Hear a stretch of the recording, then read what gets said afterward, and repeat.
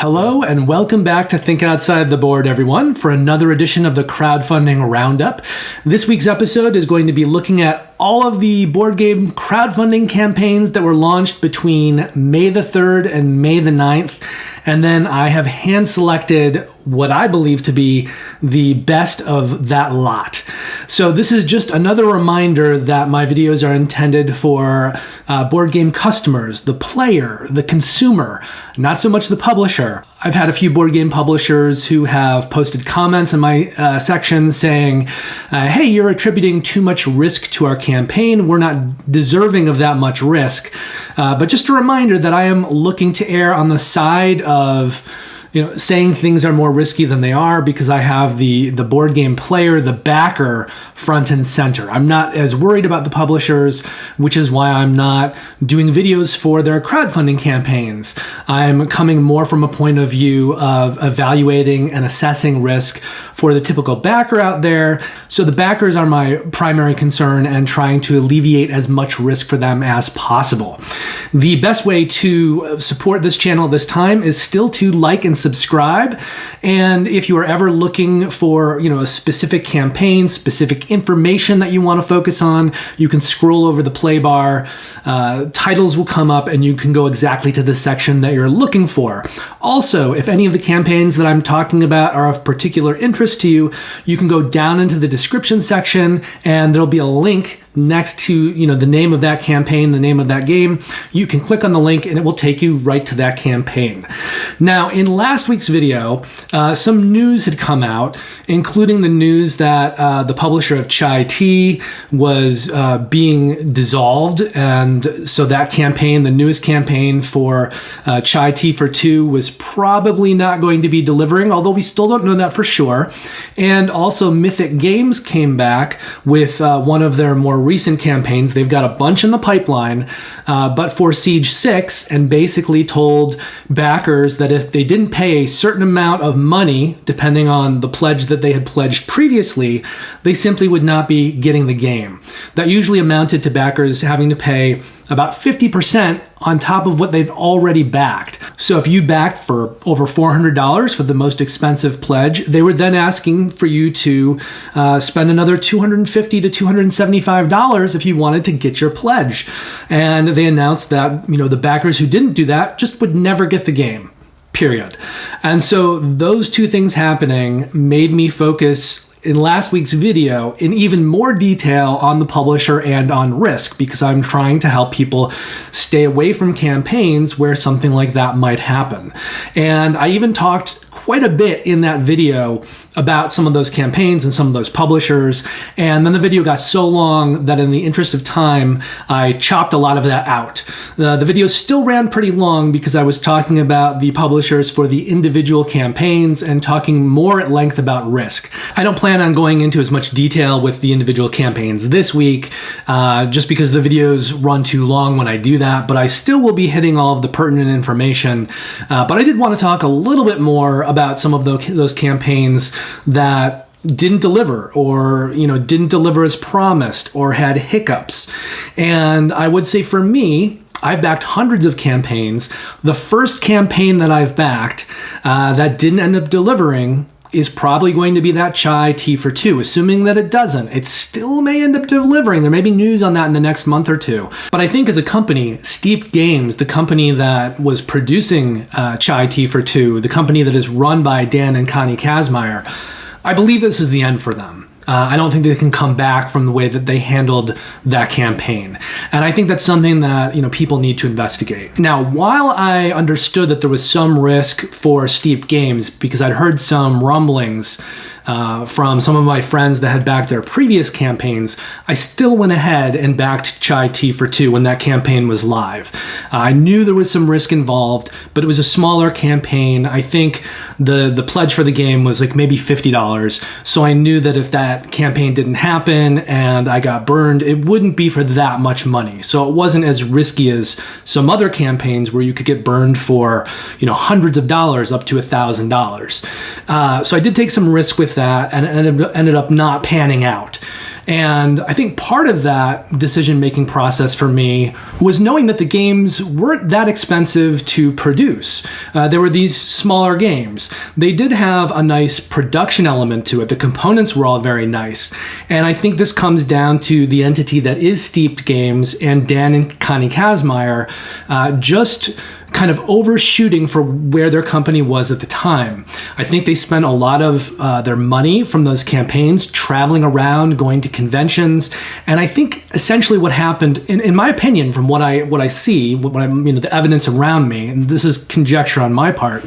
My belief is that they tried to treat their company as a company that was further along than it was, as a company that was, like a bigger company than it was, and just trying to pay for all this travel, all this presence at conventions. And I believe what happened is they took money to do that then wasn't available for production. And then you throw in, the pandemic and escalation in production costs and shipping costs. And also, I know they had some health problems, and it seems like Dan is just not the kind of person who should be in a leadership role. The communication went south very early, and at the very least, when all these production elements were happening, he could have updated the backers. That would have saved face to a large degree. But he just went radio silent. There was no updates about the campaign for months and months and months.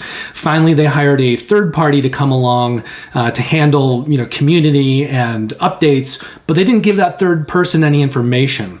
So this was a campaign that was falling apart for a long time, and I think is sort of a perfect storm of a lot of problems. Production and distribution, escalation costs, someone who's not really good at communicating with people, and people who are so excited about their company that they tried to jump forward from where they were financially and then weren't able to kind of produce or succeed on that level. And at a certain point, rather than, saying we made a mistake and trying to save face, they just let the problem get worse and didn't deal with that. So that's the kind of thing you want to be looking for, but also failure on that level happens very rarely. And as I've said, I've backed hundreds of games. That was the first game that I've backed that probably will not deliver. I have 2 other games in the pipeline that are looking a little sketchy. These are bigger investments for me, and they're campaigns that are several years behind in delivering. But both of these campaigns, we're still being told that the project is in development and it's going to deliver. And that is Deep Madness from Dimension Games and Hyperspace from Sandy Peterson and Peterson Games. Backers in both of those campaigns are very grumbly because it's been so long, since the promise of delivery, but those campaigns are both being actively worked on. And if I had to hazard a guess, I'd say that they eventually will deliver, but it's going to be so far out by the time that they eventually do deliver that I think it's too long a development and delivery period for most backers. By the time those games do deliver, there could be people who, back those games who are no longer alive, right? I mean, we're talking 3, 4, 5, 6, maybe even 7 years by the time those games end up delivering. And I don't think anybody wants that. I think there's an expectation that if you back something, even on, the outside, you're going to have your game in a year, 2 years tops. So to take that kind of prolonged development period and have that many delays is really not acceptable, even if you end up delivering the game. But in the hundreds of games that I've backed, those are my 3 worst stories, and I think I've been very successful and very lucky so far. So I just wanted to bring my audience up to date a little bit on, kind of my personal experience with Kickstarter, and that in, hundreds of games backed, I've had so far none that haven't delivered, but it's looking like 1 to 3, and time will tell. And I'll let you know as time moves forward what happens with those 3 campaigns and if they end up delivering or not. But I just wanted to once again stress that the point of these videos is to try to alleviate some of the risk for the backers. And so in that sense, I do have the backers at the forefront of my mind and my concern, not so much the publishers. So when I am assessing for risk, I'm trying to be a little extra conservative and try to help anyone watching these videos, any potential backers, to have as little risk as possible with those campaigns that they might decide to end up backing. So as I mentioned before, I've got 4 campaigns to look at today. This should be a shorter video from here forward. The first of these campaigns is called Leviathan Wilds. And as we take a look at this campaign, the first thing that we're going to notice, I'm filming this on a Thursday. This campaign, all 4 of the campaigns that we're looking at today, launched on a Tuesday, so they've had a 48-hour period now, and usually in that 48-hour period, that is when most campaigns do about 2/3 of their total funding. We can look at their funding goal here of $10,000. They're at $106,000, so they're very well funded. This is definitely going to happen, this campaign, and the campaign itself is going to end on June 1st. We'll take a quick look down here to see that this campaign is set to deliver in February of 2024. And publisher-wise, this game is being produced by Mooncrab Games. If we go over here and look at the publisher as an entity on Kickstarter, we can see that they have had only one other campaign they've run. It was for Leviathan Wilds previous time, and it did not fund. Now, we can also go over here, and we can look at the publisher over here, and we can see that they don't have any other previously published games. So that means, in my opinion here, that this is a very high-risk production. This is a publisher that has not produced a game before, and they have not run a successful Kickstarter campaign before. However, I like the look of the game, I like what they're doing, and so I still feel like this is a worthwhile game to bring to your attention, but keep in mind that this is a higher risk campaign for those reasons. Now, we're going to take a little look at the video, and then we'll talk more about the game and the campaign, but I think this is worth a look. Long ago, the Leviathans lost their minds and tore our world apart.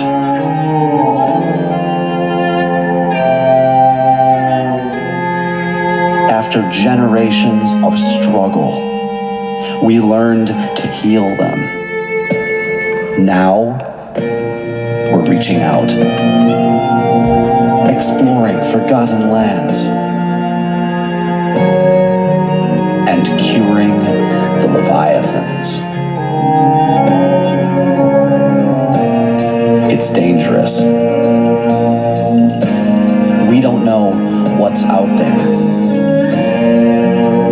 but only we can save the Leviathans and restore our world.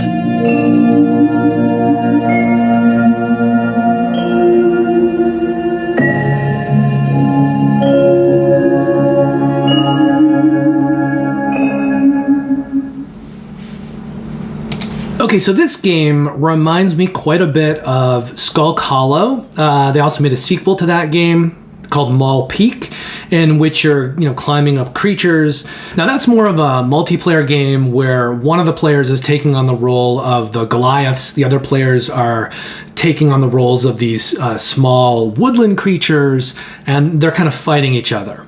Another thing this reminds me a bit of is that PlayStation game Shadow of the Colossus, where you're having to climb up these giant creatures and then defeat them. What makes this a little bit different is the fact that it appears to be a cooperative game, and instead of trying to kill the Goliaths, you're actually trying to heal them.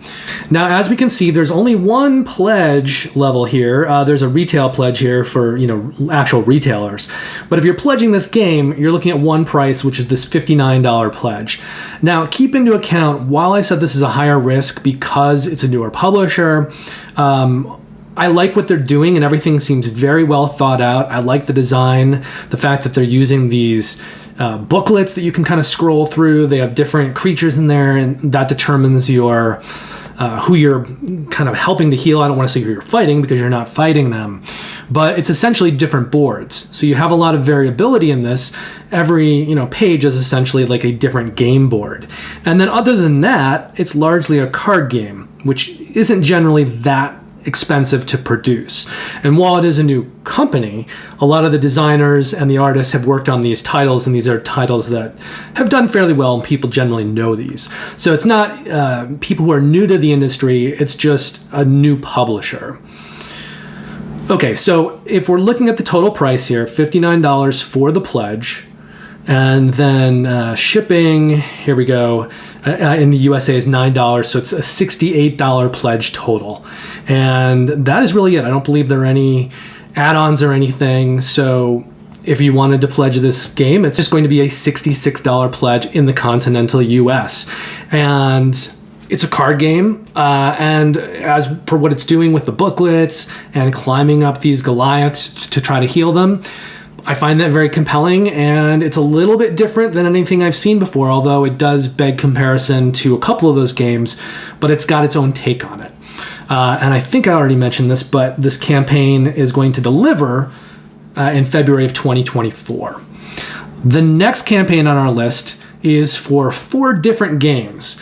And this publishing entity is BoardGameTables.com, but they've renamed themselves as All Play.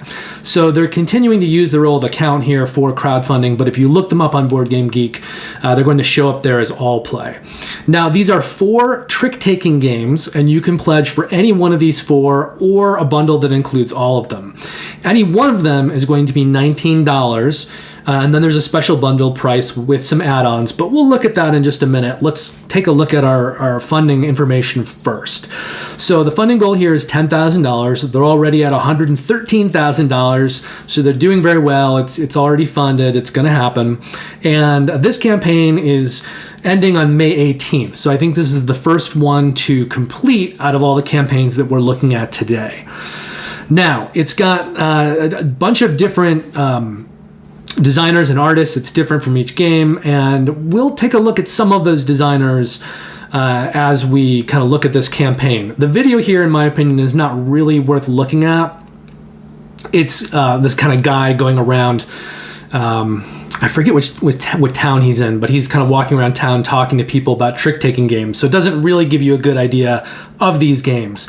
Instead, we're going to go down here and look at the games themselves in the campaign. So all 4 of these are trick-takers, meaning they're card games that you're going to be playing, and each one has a different upgraded component that you can get as an add-on, or if you back all 4 of them, you'll get all of the add-ons in that bundle. Okay, so they just talk about how they've decided to make 4 games instead of 1. The first game here is called Pies. It's a game for 3 to 5 players. It's a competitive trick-taking game. And as we read here, it says players play fruit cards over the course of 3 rounds with the goal of collecting combinations of ingredients to prepare the tastiest pies. The highest value card earns that player 1 card from the trick, which is added to their display. Other players similarly draft cards from the trick in order of descending card value. And this is kind of cute. They have tokens here that have the pie symbol on these pie tokens. It's so meta. And then we've got a look at the cards and what they look like. And all of these card games here have videos on the page. So if you want to take a look and see how the games play, you can watch these individual videos. But I'm not going to show all of them. It would take too long. But that is the Pies game. Does it also? I think at the end it talks about the designers and the artists, so we'll go there last. They've also got Mori, 3 to 5 players. I believe this is also like a competitive card game. Mori is the Latin word for death and the Japanese word for forest. Both of these interpretations are represented in this artwork of this card game. This is a game about growth and decay, the circle of life, so to speak. Trick-taking with dice. So these are what the components look like for this one. And you've also got this dry erase board here, and it says how to play. Each lead suit has another suit that can trumpet, plus when you win a trick, you're going to take dice, and the cards have to follow suit, but dice don't. So it brings this interesting dice element into a card trick-taking game. And here again, there is a component upgrade. These are laser-engraved wood tokens. The third game here is called Lunar. This is for 2 or 4 players because this one's kind of team-based. It says Have you ever found yourself gazing up at the night sky, marveling at the breathtaking beauty of the moon and stars? It's hard not to feel a sense of wonder and awe. Lunar is a partnership game that involves blending the faces of the moon with various nocturnal creatures to form complete tricks. So you're either going to be playing together with a partner or playing, 4 players, kind of 2 partners battling each other. And here's a look at the art for this. It says how to play. You play a suit card, your partner plays a number card, or you play a number card and your partner plays a suit card. And then you're going to be working together to win tricks and kind of competing against the other team if there's another team. And the upgraded component for this one are these metal enamel tokens. The last trick-taking game of this video is for a game called Bacon. This is 3 to 6 players, so again, it's probably a competitive game. Bacon is a fixed partnership climbing game for 4 to 6 players. So there's a bit of a player discrepancy here. It says 3 to 6 in the artwork, and it says 4 to 6 in the text. That is all about going out early as a team. The only team that will score is the team that goes out first, but their score will depend on when the rest of the team goes out. If your team does not go out first, your job is simple: make the other team go out as late as possible. Bacon can also play 3 or 5 players where every player is out for themselves. So it just depends whether you're playing it in teams or kind of solo, whether you can get in and play a 3-player game or not. How to play. Play cards in sets or runs. You always get 2 wild cards. Use them wisely. Be the first to empty your hand. And then if you're playing in teams, both partners must play well to score high. And the component upgrade here are these cool bacon meeples. So we've got different pledge tiers. If you were to go down here, it's basically $19 a game. And the shipping on this entire campaign is $4 in the US, which means if you pledge 1 game, the shipping is $4. If you pledge a huge package, a huge bundle, the shipping is still only $4. So you're getting a great deal on the shipping if you back a lot of games. That means that any of these individual pledge tiers for just 1 game are going to run $23 in the continental US, including shipping. But if you're to go up to this level and get all 4 games, and that will give you not only all 4 games, but all 4 of these component upgrades, this level will be a total of $80 because you're still only paying $4 in shipping. They also have a bundle here with 3 more games that they've additionally produced in the past. So you'll be getting 7 games total, and with shipping, still only $4, you'd be paying $133. So it's a better deal on shipping the bigger the bundle that you back. Now, this is set to deliver in December of 2023, and this is from All Play. And do they actually say the designers here? I thought they did. Here we go. So Pies is designed by Matthias Kramer, who I think people probably already know Matthias Kramer. Let's take a quick look. We'll also take a quick look at All Play in a minute.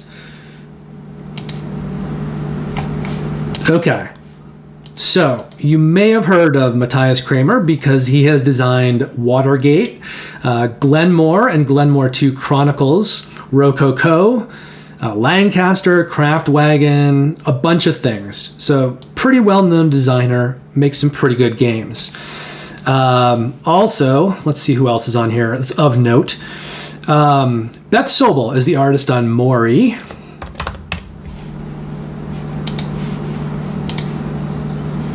And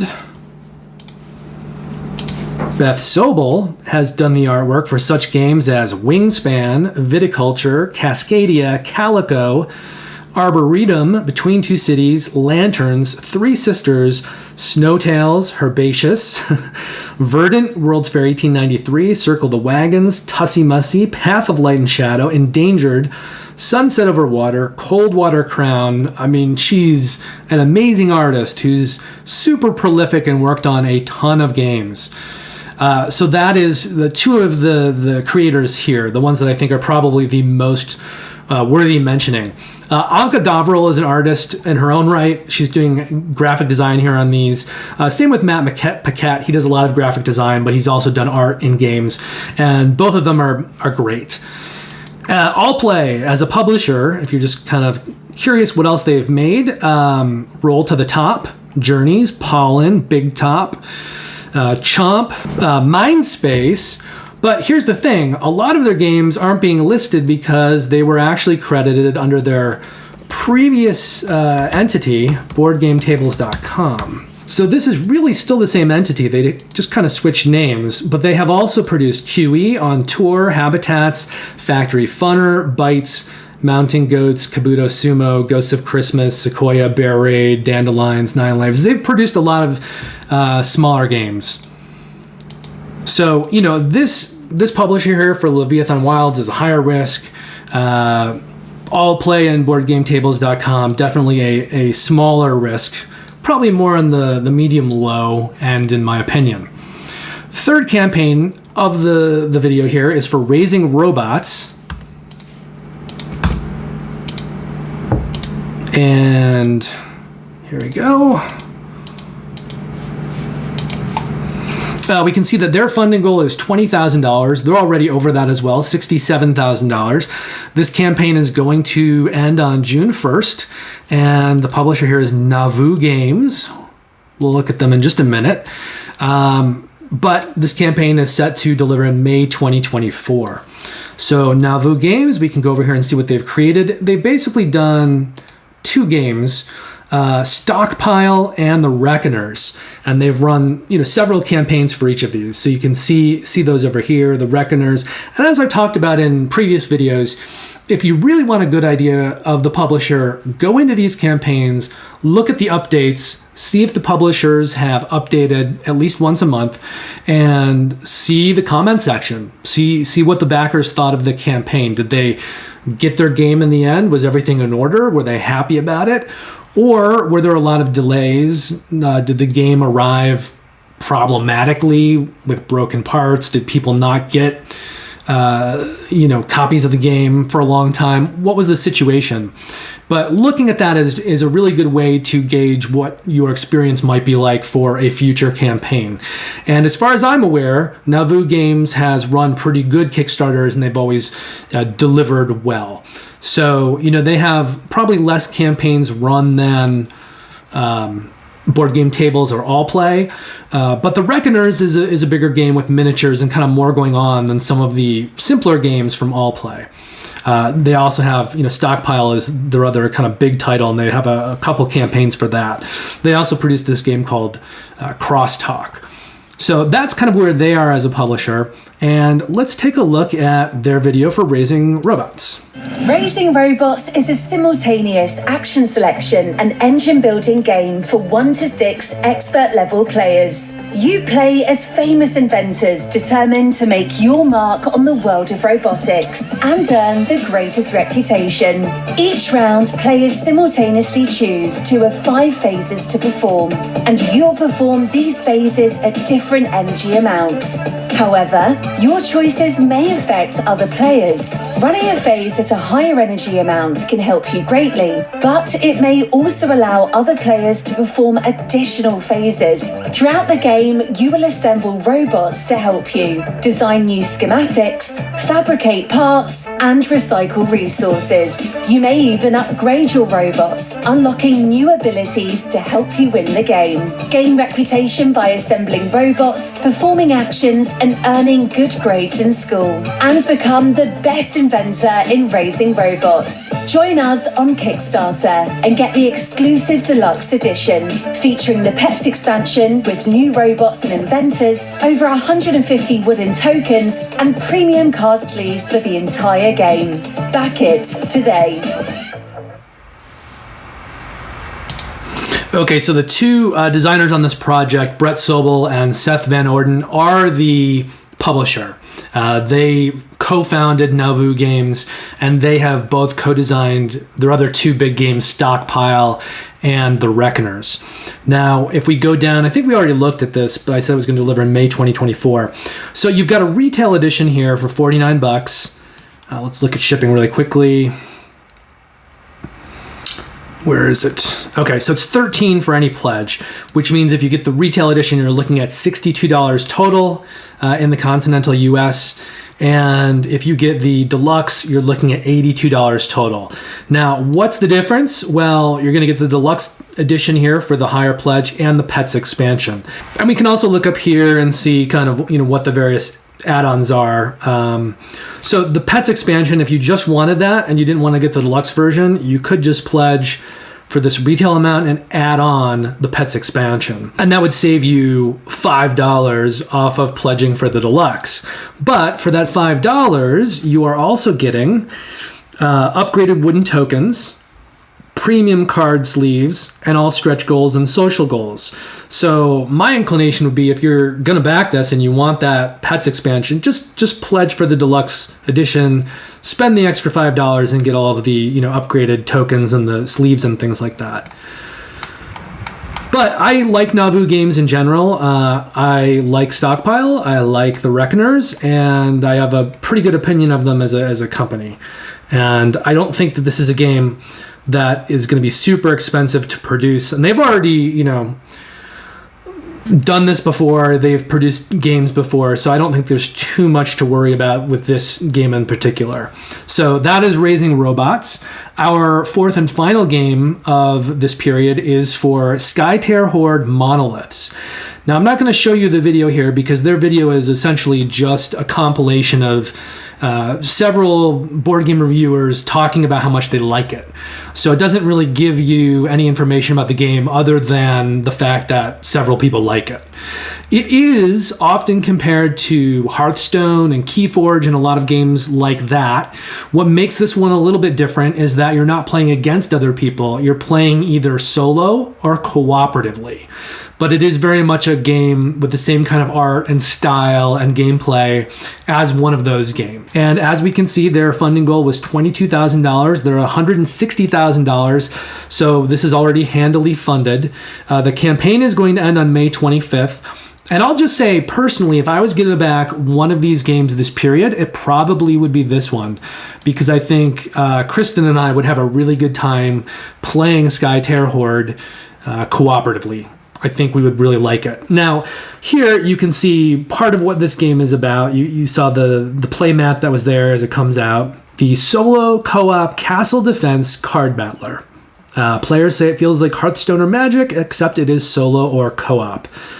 So it plays 1 to 2 players that way, and it looks like there is a competitive game mode for 2 to 3. So you could play it in competitive mode as well.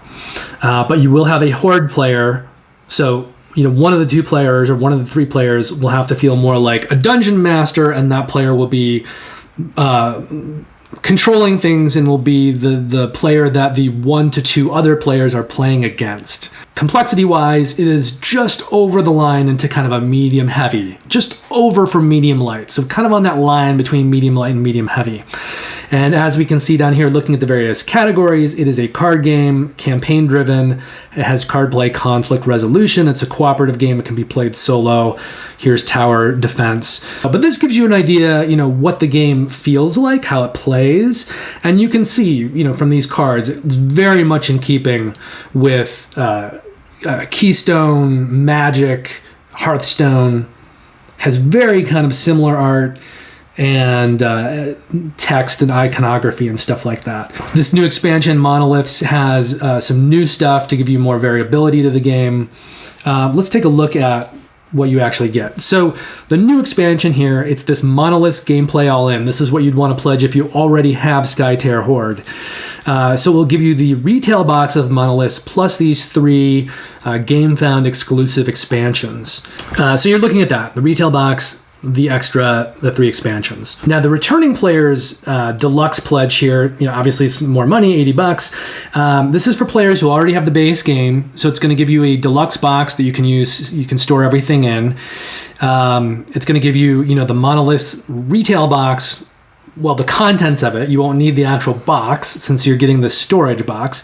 You've got the 3 expansions here. You've also got this challenge expansion, and then you're going to have dividers to put in here to help store it, and deluxe tokens. So this is going to be for somebody who already has the base game and wants all of the new stuff plus all of the deluxe elements. For this pledge level, which is $123, you're looking at all of those things plus some extras that aren't really gameplay related.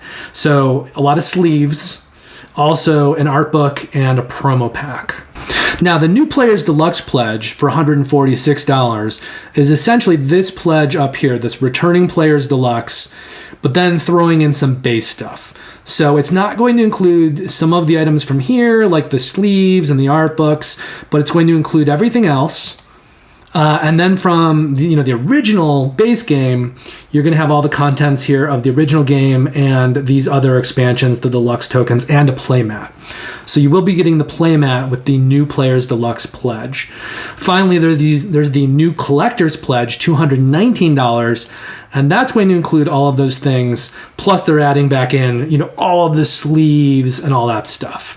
So you've got a wide range of prices here, depending on if you have the base game and how deep you want to go into it, whether you want to get sleeves, whether you want to get a playmat, and whether you want all of the additional expansions.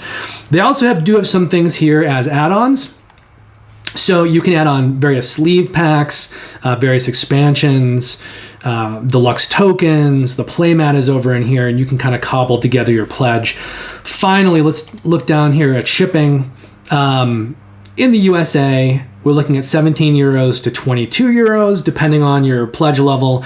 This is a few dollars more in dollars. So in US dollars, the gameplay all in is about, I think, $21. And this is probably around like 25, 26. So that's kind of your shipping range, depending on what your pledge is. The more expensive being a few bucks more in shipping.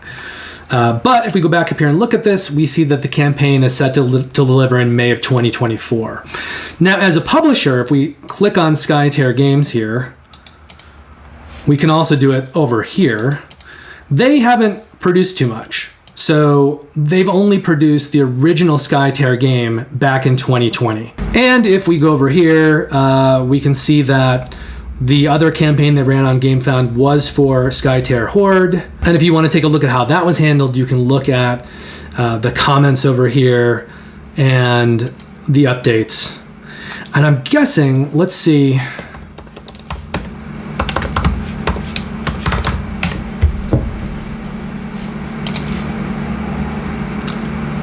It looks like the original Skytear game, the campaign for that was run on Kickstarter. So again, you could go over and check that out. Look at the updates over here in the comments over here. But between those campaigns, this is their third campaign. So it's not high risk in the sense that they've never done it before, but they have only done 2 campaigns. It's not old hat for them either.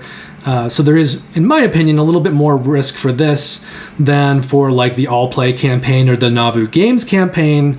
But keep in mind that at its heart, Skytear Horde here is essentially a card game, and usually that's not as expensive to produce as like a big miniatures game. So there's less risk compared to, a huge minis game. So that is the last of our 4 campaigns this week. Thank you very much for joining me. I hope I was able to direct you to some campaigns that are worthy of your consideration. And hopefully all 4 of these campaigns, in their various ways, are not too risky. Although obviously Leviathan Wilds is a new publishing entity, so there is some risk involved there, and Skytear Games is doing this for the 3rd time. Thank you very much for watching. I will be back next week with another video. It looks like May is not too busy of a time, which is pretty nice. There's less that I feel compelled to back, so my wallet's getting a bit of a rest, and maybe in June and July things will pick up a bit more.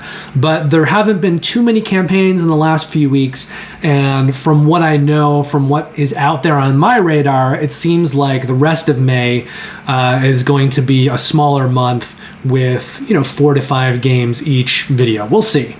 Until next time though, have a great week, play lots of great games, take care, and I will see you soon.